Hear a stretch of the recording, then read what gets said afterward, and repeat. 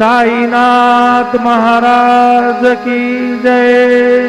जोडून या कर चरणी ठेविला माथा, परिसावी विनंती माझी पंढरीनाथा।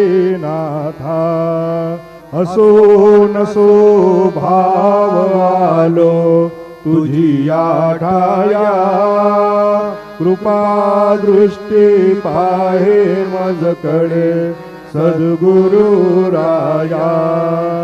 अखंडित सावे ऐसे वाटते पायी, सांडोनी संकोच ठाव थोडासा देई।